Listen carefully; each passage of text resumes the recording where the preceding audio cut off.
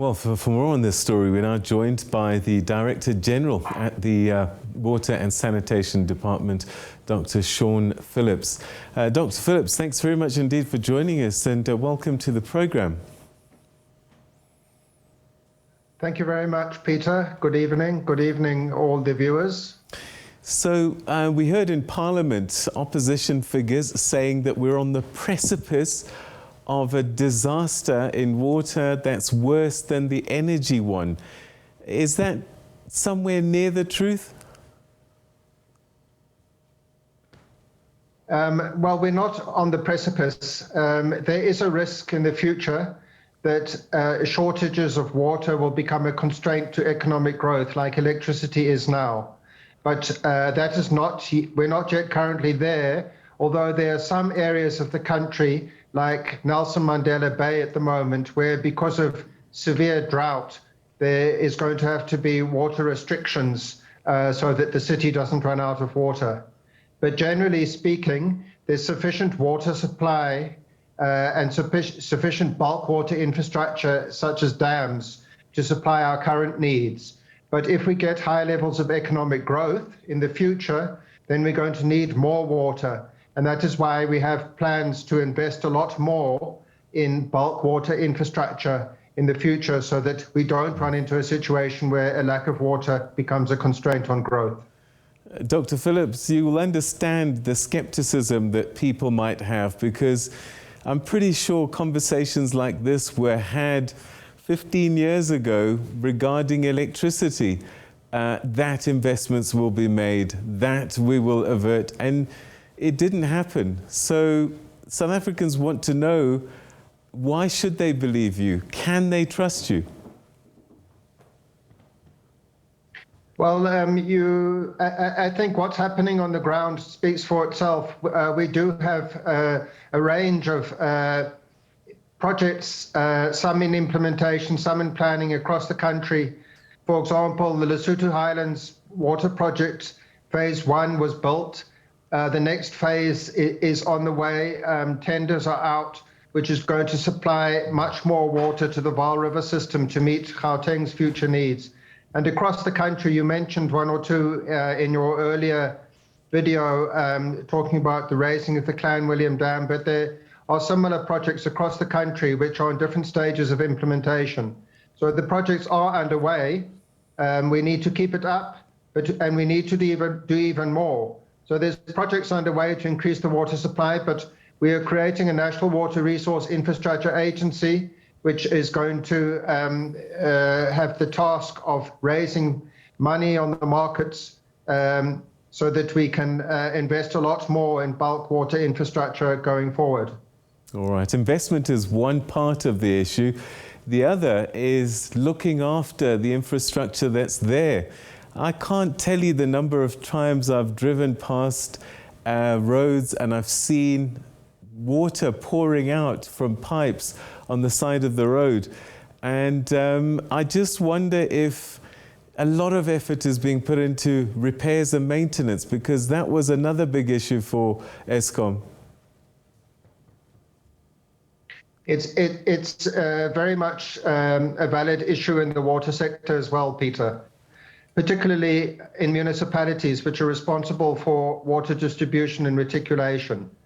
The municipalities haven't prioritized maintenance of the water infrastructure sufficiently, and they also, in many instances, don't have good enough billing and revenue collection systems.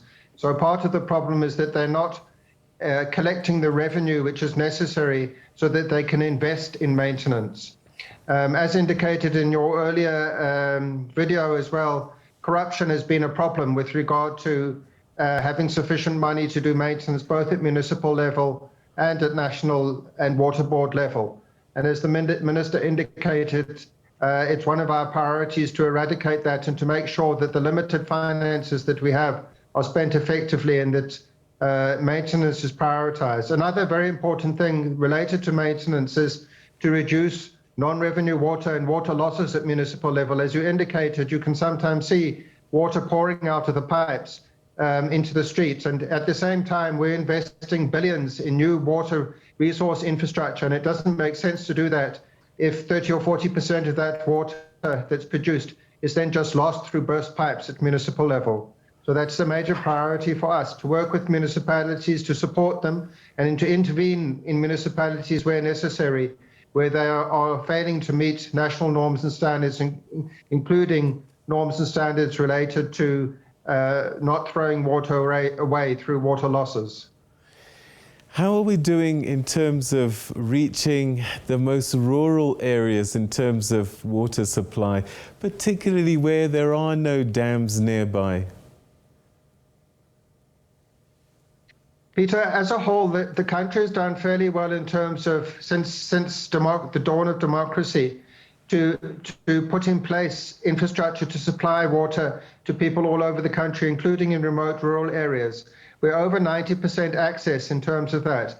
But the bigger problem that has happened over the last 15 years or so is that the reliability of the water supply has deteriorated due to this problem of lack of maintenance and poor operation at municipal level. So in many instances, while there is water infrastructure there, water doesn't come out of the taps consistently, or the quality of the water that does come out of the taps isn't adequate. So we need to reverse that situation, and that's a major focus for us as the National Department, as I indicated, to support and intervene in municipalities to address that situation.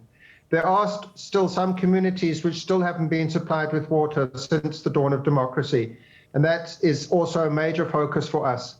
There are some communities quite near to some of the major new dams that have been built. For example, the De Hoop Dam in Limpopo, who live near the dam but still don't have water reticulation, even though they live near a big dam. And the minister has indicated that it's a major priority for him to ensure that that situation changes, and that the remaining rural communities who don't have access to water, who don't have water reticulation, are prioritized. Sanitation is another big issue across the country, and a lot of people still don't have adequate sanitation and facilities. Where are we on that curve? It's a bit similar to the water supply situation, Peter, in that while the statistics show that access to the minimum standards of sanitation has improved since 1995, there are also problems with regard to the reliability and the performance of the sanitation infrastructure. So we've recently released our Green Drop report, which is an assessment of all the wastewater treatment systems across the country. And it shows a disturbing deterioration in the quality of the effluent coming out of those wastewater treatment works, amongst other indicators of the degree to which the wastewater treatment systems are being adequately operated and maintained. And this is resulting in a situation where in a number of areas of the country there are sewage spillages, both into the environment and in some instances into the streets and even into people's homes. This is also a major priority for us and for the minister. We're putting in place a national plan to address sewage spillages around the country, which will have short-term aspects to repair things and address things which can be done in the short term, but some of it also requires longer-term measures. For example, upgrading the capacity of wastewater treatment works. In some urban areas, there's been very, very, very rapid rural to urban migration. The number of houses connected to the sewage systems has increased rapidly, but the municipalities haven't upgraded the wastewater treatment works sufficiently at the same time, and we need to address that backlog as a matter of urgency. All right, so one common theme that's come through our conversation is you've got national department and then you've got municipalities. And I just wonder if something as important and as serious as water and sanitation shouldn't have more control by national, because some municipalities are letting us down. Peter, the crafters of our constitution were aware of that. And in fact, there's provisions in our constitution that national government must support municipalities, and where municipalities are not meeting national norms and standards, national government must intervene, and that the Constitution is supported in that regard by the National Water Act and the Water Services Act. So actually, the problem is not the legal framework. The legal framework and the crafters of our Constitution were wise enough to know that you need to have these checks and balances, that you need to ensure that there's remedial measures if municipalities don't perform as they're supposed to. I think the national government needs to take responsibility, and the Minister has said this on a number of occasions, that the national government also bears responsibility for the deterioration in municipal water and sanitation services. And Minister Mchunu has indicated that he accepts that responsibility and that we need to do what the Constitution requires us to do, to much more effectively support municipalities and intervene where necessary in future. Dr. Phillips, we're going to have to leave it there. Thank you so much indeed for joining us, and we wish you strength and the best in terms of sorting out these pressing issues across the country. Thank you.